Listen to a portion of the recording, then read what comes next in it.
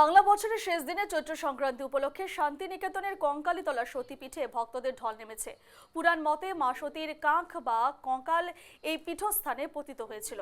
সেই থেকে এই স্থানের নাম কঙ্কালীতলা। 51টি সতীপীঠের অন্যতম এবং শেষ পীঠ হিসেবে বিশেষ গুরুত্ব রয়েছে এই তীর্থক্ষেত্রে। প্রত্যেক বছর চৈত্র সংক্রান্তির দিনে এখানে অনুষ্ঠিত হয় বাৎসরিক উৎসব। নিজেদের মনের কামনা ও ইচ্ছা পূরণের উদ্দেশ্যে দূর দূরান্ত থেকে ভক্তরা মায়ের দর্শনে আসেন। বুধবার ভোর রাত থেকে কঙ্কালীতলা মন্দির চত্বরে দেখা যায় দীর্ঘ লাইন। উৎসবকে ঘিরে এলাকা জুড়ে ভক্তদের ভিড় উপচে পড়েছে।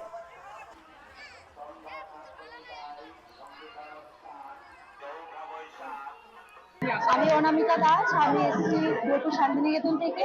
আমি এখানকার লোকাল। আজকে বছরের শেষ দিন। আজকে সব থেকে বড় কথা, আজকে এখানে মায়ের পুজো। তো খুব ভালো লাগছে। সকাল থেকে প্রচুর লোকজনের ভিড়। আমরা সবসময় আসি, বছরের শেষটাও মায়ের কাছ থেকে শেষ করতে চাই, আবার কালকে বছরের শুরু সেটাও মায়ের কাছ থেকে শুরু করতে চাই। সবাইকে ভালো রাখুক, সুস্থ রাখুক, সবাই যেন সুস্থ থাকে, মা নিজে যেন সুস্থ থাকেন, এটাই চাই। সবাই ভালো থাকুক, সুস্থ থাকুক।